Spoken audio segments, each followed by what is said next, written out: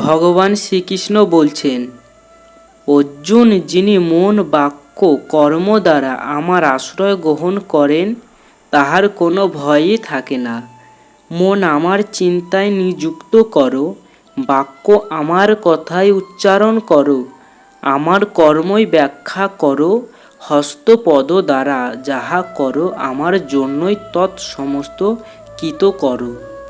অর্জুন, আমার প্রসাদে পরম পদ প্রাপ্ত হইবে। ঈশ্বর প্রণিধানে ও সমাধি হয়, তাহাই পরাশান্তি। ঈশ্বর প্রণিধান বা আমার শরণাপন্ন না হইলে ভক্তি বা যোগ বা জ্ঞান কিছুরই স্বপূরণ হইবে না। অর্জুন, উহাও অবগত হও, আত্মা রামই পরমাত্মা, তিনিই নারায়ণ, তিনিই মহামায়া, তিনিই আমি। আমি সেই পরম ভাব, বহু নাম আমারই, সর্বব্যাপী হইয়া ও বিশ্বরূপ হইয়া জ্ঞানী ভক্তের চোখে আমি সৃষ্টির অণুতে পরমাণুতে সমূর্ত এক সূর্য হইতে যেমন কিরণ জাল আশ্রয়ে নিরন্তর কোটি কোটি সূর্য প্রকাশিত হইতেছে, প্রতি কিরণই যেমন সমূর্ত সূর্য, সেই রূপ যে দেখে সে জগৎকে আমিময়ই দেখে। সমূর্ত দেখতে দেখতে যখন দৃশ্যরূপী সহ এবং দ্রষ্টারূপী অহম অল্পে অল্পে লয় হইতে থাকে, ভগবান শ্রীকৃষ্ণ বলছেন, দুঃখ নিবৃত্তি পূর্বক নিত্যানন্দ প্রাপ্তি সকলের উদ্দেশ্য। কিন্তু সকলে একেবারে নিত্যানন্দ লাভ করিতে পারে না, কারণ সকলের শক্তি একরূপ নহে। নানা প্রকার হিতাহিত কর্ম করিয়া জীব আপন আপন কর্ম অনুসারে পৃথক পৃথক স্থানে নীত হয়। সকলেই একেবারে এক কর্মে অধিকারী হইতে পারে না। আত্মজ্ঞান সকলের চরম লক্ষ্য হইলে ও যাহাদের অন্তঃকরণ রাগ দেশের বশীভূত, তাহারা বিষয় ভোগেচ্ছা ত্যাগ করতে পারে না। যাহারা বর্ণাশ্রম মতো কর্ম করিতে থাকুক, কিন্তু কর্মগুলি কোনো প্রকার কামনার জন্য না করিয়া আমার প্রীতির জন্য করুক, উহাই নিষ্কাম কর্ম। নিষ্কাম কর্ম দ্বারা ভগবৎ আশ্রয়ে আসিতে চেষ্টা করুক। এই রূপে চিত্তশুদ্ধি হইলে ক্রমে আত্মার শোভন মনোনাদির জন্য সাধনা করিয়া নিকৃষ্ট বর্ণ হইতে শেষে উহারা উত্তম বর্ণে উন্নীত হইয়া সর্বদুঃখ নিবৃত্তি রূপ পরমানন্দ প্রাপ্তি লাভ করে। ভগবান শ্রীকৃষ্ণ বলছেন, আত্মা নাই এইরূপ ধারণায় অজ্ঞান, আত্মা মরিয়াছেন এইরূপ ধারণায় আবরণ। আত্মা মরিয়াছেন বলিয়া দুঃখ হইতেছে, উহাই বিক্ষেপ। অজ্ঞান, আবরণ, বিক্ষেপ, এই তিনটি বন্ধন অবস্থা আর মুক্তি অবস্থা বুঝিবার জন্য একটি গল্প শ্রবণ করো। 10 জন লোক নদী পার হইয়া পরপারে গিয়াছে। গিয়া নিজেকে বাদ দিয়া গণনা করিয়া দেখিতেছে দশম নাই। দশম জলে ডুবিয়া গিয়াছে। হাই, কি হইল বলিয়া শোক, এই হইল অজ্ঞান। একজন অভ্রান্ত ব্যক্তি আসিয়া বলিয়া দিল, দশম মরে নাই। অভ্রান্ত ব্যক্তির বাক্যে বিশ্বাস করিয়া আশ্বস্ত হওয়া হইল মুক্তির ভিত্তি। দশম আছে, এই বিশ্বাসই পরোক্ষ জ্ঞান। অভ্রান্ত ব্যক্তির উক্তি, তুমি দশম, এই জ্ঞানেই আমি দশম, এই হর্ষ লাভই অপরোক্ষ জ্ঞানের অপার আনন্দ। অজ্ঞান থাকলেই শোক থাকবে, শোক থাকলেই বন্ধন। পরমানন্দে স্থিতি, শোক নাশ, উহাই বন্ধন মোচন। যে ব্যক্তি পুরুষকে বিষয়ে অনুরাগী করে, তাহার নাম রাগ। এই রাগের নাম কাম গর্ভ। কাম গর্ভ রজগুণের স্বরূপ। এই রজগুণ হইতে তৃষ্ণা এবং আসক্তি জন্মে। তৃষ্ণা ও আসক্তি রজগুণ জনিত কর্মবন্ধন। সত্যগুণ সুখ ও জ্ঞান সঙ্গে বদ্ধ করে, আর রজগুণ তাহা কর্মবন্ধন হয়।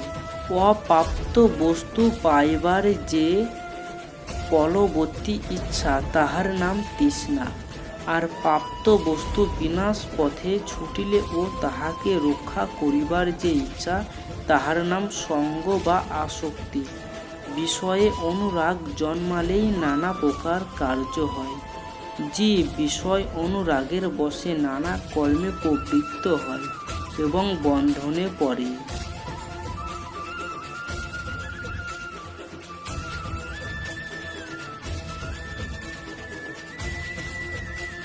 অর্জুন বলিলেন, হে কৃষ্ণ, যেসব ব্যক্তি শাস্ত্রবিধি জানে না অথচ শ্রদ্ধাসহ ভজন পূজন করে, তাদের সাধন নিষ্ঠা সাত্ত্বিক, রাজসিক বা তামসিক কি প্রকার হয়? শ্রী ভগবান বলিলেন, মানুষের শ্রদ্ধা স্বভাবজ ত্রিগুণাত্মক হয়, অর্থাৎ সাত্ত্বিক, রাজসিক ও তামসিক হয়। হে অর্জুন, দেহের শ্রদ্ধা তার অন্তঃকরণের তারতম্য মতো হয়, নিষ্ঠা তার হৃদয়ের স্বরূপ মতো হয়। সাত্ত্বিক ব্যক্তি দেব পূজা করে, রাজসিক ব্যক্তি যক্ষ রাক্ষসের পূজা করে, আর তামসিক ব্যক্তি ভূত প্রেতের পূজা করে। শ্রদ্ধাহীন ব্যক্তি দম্ভ, কামনা, আসক্তি ও হঠকারিতা যুক্ত হয়ে শাস্ত্র বর্জিত ভীষণ তপস্যা করে। তারা নিজের পঞ্চভৌতিক শরীরকে এবং অন্তরে স্থিত আমাকেও কষ্ট দেয়। এই অজ্ঞ ব্যক্তিরা অসুর স্বভাবের। এবার শোনো, সকলের আহার, যোগ্য, তপস্যা এবং দানও তিন প্রকার হয়: আয়ু, সত্য, গুণ, বল, আরোগ্য, সুখ ও আনন্দ দানকারী সরস ও স্নিগ্ধ আহার সাত্ত্বিকদের প্রিয় হয়। অতি কটু, লবণাক্ত, গরম, ঝাল, তীক্ষ্ণ, রুক্ষ ও প্রিয় হয়, যা দুঃখ, শোক ও ব্যাধিগ্রস্ত করে। তামসিক ব্যক্তিরা বাসি, উচ্ছিষ্ট, দুর্গন্ধযুক্ত, রসহীন ও অপবিত্র খাদ্য পছন্দ করে। ফলেচ্ছা বর্জিত কর্তব্যবোধে এক মনে শাস্ত্রসম্মত যজ্ঞ সাত্ত্বিকেরা করে থাকে। শাস্ত্রবিহীন, অন্নদান রহিত, মন্ত্র ও দক্ষিণাহীন, অশ্রদ্ধাসহ কৃত যজ্ঞ তামসিক ব্যক্তি করে থাকে। তপস্যা তিন প্রকার: সাত্ত্বিক, বাচিক ও মানসিক।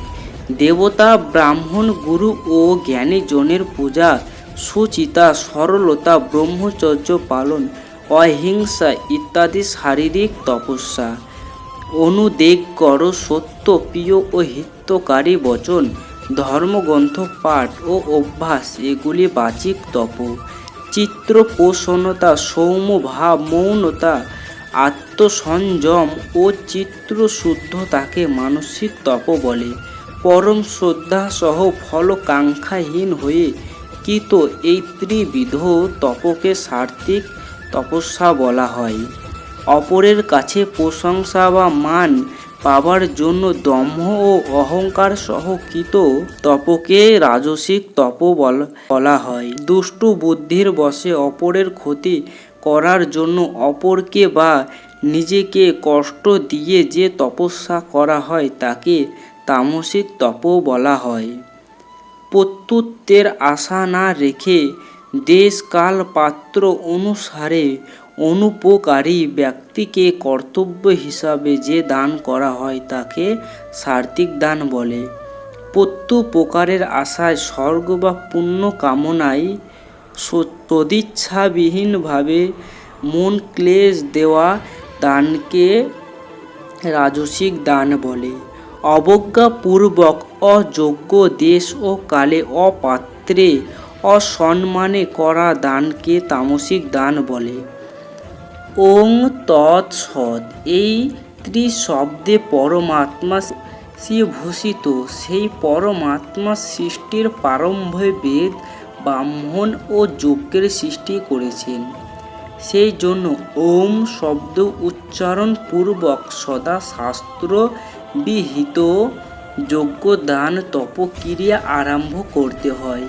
পরমাত্মাই সব কিছু, তাই তৎনামে উল্লেখিত সেজনা তৎ শব্দে কামনা না করে মোক্ষ কামনা পূর্বক যজ্ঞ দান তপ করা বিধেয়। শ্রেষ্ঠ ও সাধু ভাবের জন্য সৎ শব্দ প্রয়োগ হয়, আর পরম ব্রহ্ম সত্তাই তার উদ্দেশ্যে কৃত কর্মকে সৎ বলা হয়। হে অর্জুন, অশ্রদ্ধার সাথে করা যজ্ঞ দান ও তপস্যাকে অসৎ বলা হয়। সেগুলি ইহলোক বা পরলোক কোথাও কোনো শুভ ফল প্রদান করে না। বাস্তবিকভাবে শ্রদ্ধাই সমস্ত সিদ্ধির মূল। শ্রদ্ধা বিরহিত যে কোনো কর্মই ইহলোক ও পরলোক উভয় লোকেই বিনষ্ট করে। শরীর বা মন বা বাক্য দ্বারা যে কোনো কর্মই যদি শ্রদ্ধাসহ করা হয় তবে তা সার্থিক কর্ম হয়। সেটা পূজা পাঠ যজ্ঞ তপস্যা দান ভোজন ইত্যাদি যা কিছু হোক না কেন, এই ক্রিয়াগুলি যদি দম্ভ অহংকার দেজ বা লোক দেখানোর জন্য করা হয় তবে তা রাজসিক কর্ম এবং শাস্ত্র বিরুদ্ধভাবে অশ্রদ্ধাসহ কৃত কর্ম তামসিক কর্মে পরিণত হয়। দেহের অন্তরের তারতম্য অনুযায়ী সাত্ত্বিক রাজসিক ও তামসিক কর্ম হয়ে থাকে। অর্জুন বলিলেন, হে কৃষ্ণ, হে ঋষিকেশ, সন্ন্যাস ও ত্যাগের বিষয় কি পার্থক্য আমি জানতে ইচ্ছা করি। শ্রী ভগবান বলিলেন, জ্ঞানের কাম্য কর্ম ত্যাগকেই সন্ন্যাস বলিয়া জানবে, আবার সর্বপ্রকার কর্মফল ত্যাগকেই জ্ঞানীরা ত্যাগ বলিয়াও থাকেন। অনেক পণ্ডিত আবার বলেন যে বন্ধন দোষ যে কর্মে আছে তাহা ত্যাগ করা উচিত। আবার অনেক পণ্ডিত বলে যে যজ্ঞ দান তপস্যা এই সকল ত্যাগ করা চলে না। হে মহাবীর অর্জুন, আমি এই ত্যাগ বিষয়ে তোমায় নিশ্চয় করিয়া বলিতেছি, শ্রবণ করো। ত্যাগ ত্রিবিধ, যজ্ঞ দান তপস্যারূপ কর্ম পরিত্যাগ করা উচিত নয়, উহা অবশ্য করণীয়। হে মহাবীর অর্জুন, আমি এই ত্যাগ বিষয়ে তোমায় নিশ্চয় করিয়া বলিতেছি, শ্রবণ করো। ত্যাগ ত্রিবিধ, যজ্ঞ দান তপস্যারূপ কর্ম পরিত্যাগ করা উচিত নয়, উহা অবশ্য করণীয়। কারণ ইহা মনীষীদের পবিত্রতা আনয়নকারী হইয়া থাকে। হে অর্জুন, আসক্তি ও ফলের আশা ছাড়িয়া এই সকল কর্ম করা কর্তব্য, এই আমার উত্তম মত। নিত্য যে কর্ম করা হয় অর্থাৎ সন্ধ্যা গায়ত্রী ইত্যাদি, উহা ত্যাগ করা অনুচিত। মোহবশত যদি তাহা ত্যাগ করা হয় তবে তাহাকে তামসিক ত্যাগ কহে। যে সাধক তোমার আমি বলিয়া একবারও আমার শরণাগত হয়, হইয়া আমার নিকট হইতে অভয় যাচনা করে, সে যদি নীচ হইতে ও নীচ হয় তথাপি আমি তাহাকে অভয় প্রদান করি। এই আমার ব্রত, এই আমার প্রতিজ্ঞা। প্রথম প্রকার শরণাপত্তির সাধনার কথা শ্রবণ করো। সংসার নিঃশেষিত সাধক কাতর প্রাণে আমার নিকট প্রার্থনা করেন, হে আমার দেবতা, আমি আর কার হইব? আমি তোমার হইলাম। আমি কত লোকের হইতে গিয়েছিলাম, কখনো সংসারের হয়েছিলাম, কখনো স্ত্রীর হয়েছিলাম, কখনো পুত্র কন্যার হয়েছিলাম, কখনো বন্ধু বান্ধবের হয়েছিলাম। যেখানে যাহার কথা শুনিয়াছিলাম তাহাকেই ভালোবাসিতে ছুটিয়াছিলাম, কিন্তু আমাকে অভয় দিতে তো কেহই পারিল না। তুমি ভিন্ন অভয়দাতা কে? তুমি ভিন্ন মৃত্যু সংসার সাগর হইতে কে পার করিতে পারে? তুমি ভিন্ন প্রাণের জ্বালা জুড়াইতে আর সামর্থ্যকার। হে ভগবান, হে আমার প্রভু, আমি তোমার হইলাম। তোমার আমি আর কারো নই।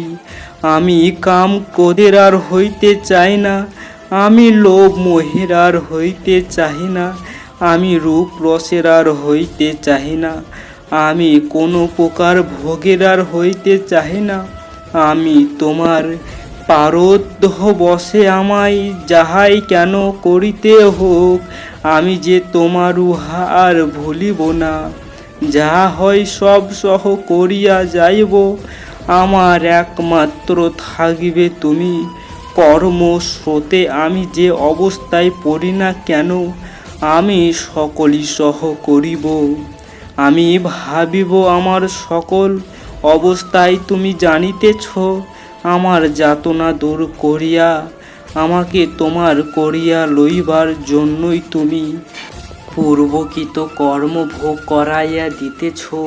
পূর্ব কর্ম ফলে আমার যাহাই কেন আসুক না, আমি অতিশয় যাতনা পাইলেও উহা তোমার স্নেহের দান মনে করিতে চেষ্টা করিব। তুমি আমায় নির্মল করিয়া তোমার করে তুলিয়া লইয়া উপযুক্ত করিয়া লইতেছ ভাবিয়া কিছুতেই হতাশ হইব না। সব সহ করিয়া বলিব, আমি যে তোমার সহ করিবার শক্তিও তোমার কাছে চাহিব। এই সাধনা যে অত্যন্ত সহজ তাহা ভাবিও না। শরীর দ্বারা, মন দ্বারা, বাক্য দ্বারা যে কর্মই করা হোক না কেন, সকল কর্মের আদিতে, সকল অলৌকিক বা বৈদিক কর্মের প্রথমেই বলিতে অভ্যাস করো, আমি তোমার, তুমি আমায় রক্ষা করো, আমি তোমার শরণাগত। সাধক এই অবস্থায় শ্রী ভগবানের ওপর জোর করে না।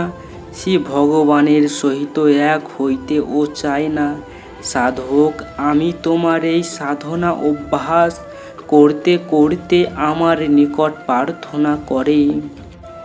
অবিনয়ম পনয় বিষ্ণু দময় মনঃ সময় বিষয়মিজ্ঞ তৃষ্ণাম ভূতদয়ম বিস্তারিয় তারিয় সংসার সাগরতঃ।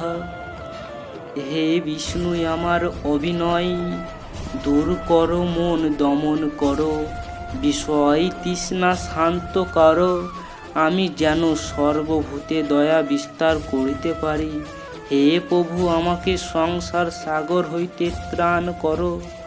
ভগবান শ্রী মধুসূদন বললেন, হে অর্জুন, এই অসময়ে তোমার মধ্যে এই অনার্য সুলভ মোহ কোথা থেকে এলো? লোক নিন্দা কারক, স্বর্গ পথে বাধা স্বরূপ কাপুরুষতা ত্যাগ করো, যুদ্ধের জন্য প্রস্তুত হও। অর্জুন বললেন, যাদেরকে কটু কথা বলা ও অনুচিত, সেই সমস্ত পূজনীয় পিতামহ গুরু প্রভৃতিকে কিভাবে আমি বাণের দ্বারা বিদ্ধ করব? তার থেকে ভিক্ষায়নে জীবন নির্বাহ করা ও ভালো। গুরুজনদের রক্তমাখা অর্থ ও রাজ্যভোগে শান্তি কোথায়? যুদ্ধে কে পরাজিত হবে, কোনটি মঙ্গল জানে না। যুদ্ধে ধৃতরাষ্ট্র পুত্র সহ সকল আত্মীয় স্বজন উপস্থিত, এদের আমি বধ করতে চাই না। প্রকৃত অর্থ সম্পর্কে আমার চিত্র বিভ্রান্ত। আমি তোমার শরণাগত ও শিষ্য। যেটা নিশ্চিত কল্যাণ পদ, তুমি আমাকে সেই উপদেশ দাও। কিন্তু নিষ্কণ্টক রাজ্যলাভ, এমনকি দেবতাদের আধিপত্য পেলেও এই দুঃখের কাছে সবই হেয়। আমি যুদ্ধ করব না। এই কথা বলে অর্জুন চুপ করে গেলেন। শ্রীকৃষ্ণ হাস্য মুখে বললেন, যা শোক করার অযোগ্য তার জন্য শোক প্রকাশ করছো, আবার জ্ঞানীদের মতো কথা বলছো। কিন্তু জ্ঞানী ব্যক্তিরা জীবিত বা মৃতের জন্য কখনো শোক প্রকাশ করে না। তুমি আমি সকলে আগেও ছিলাম, পরেও থাকব। প্রত্যেকের জীবনেই যেমন বাল্য, যৌবন ও বার্ধক্য আসে ও যায়, তেমনি অন্য শরীরও প্রাপ্ত নিত্য হয়। তাই পণ্ডিতেরা অতি বিচলিত হন না। ইন্দ্রিয়গুলির সাথে বিষয়ের যোগে সুখ দুঃখ বোধ জন্মে, এগুলি অনিত্য, আসে ও যায়। এতে তুচ্ছজ্ঞানে নির্বিকার থাকা উচিত। সর্বত্র ব্যাপ্ত আত্মা অবিনাশী। সেই অব্যয় আত্মাকে কেউ বিনাশ করতে পারে না। শরীর বিনাশশীল, অনিত্য, কিন্তু শরীরের মধ্যে আত্মাকে কেউ বিনাশ করতে পারে না।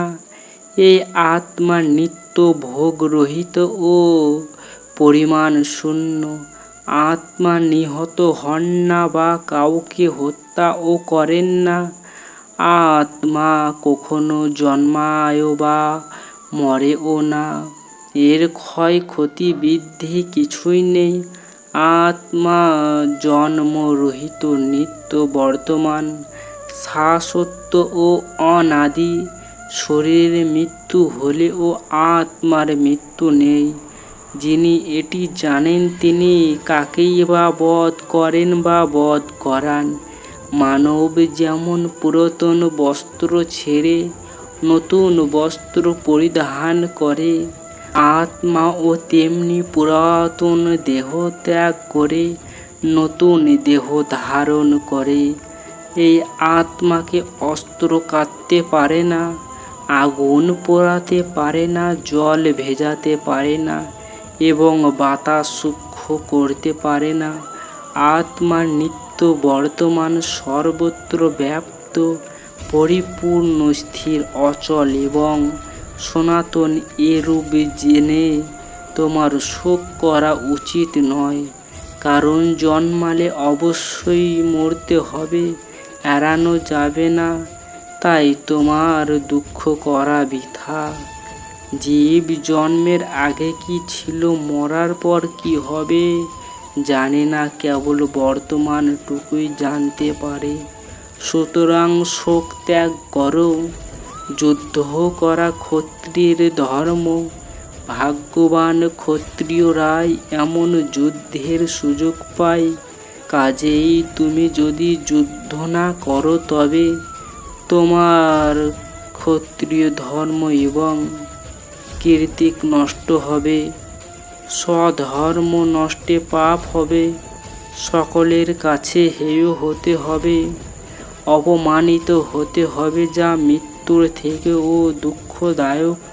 যুদ্ধে হত হলে স্বর্গ লাভ আর জয়ে পৃথিবী ভোগ করবে। অতএব হে পার্থ, মন দৃঢ় করো, উঠে দাঁড়াও, যুদ্ধ করো। সুখ দুঃখ, লাভ ক্ষতি, জয় পরাজয়ে সমজ্ঞানে যুদ্ধ করলে পাপ ভোগই হবে না।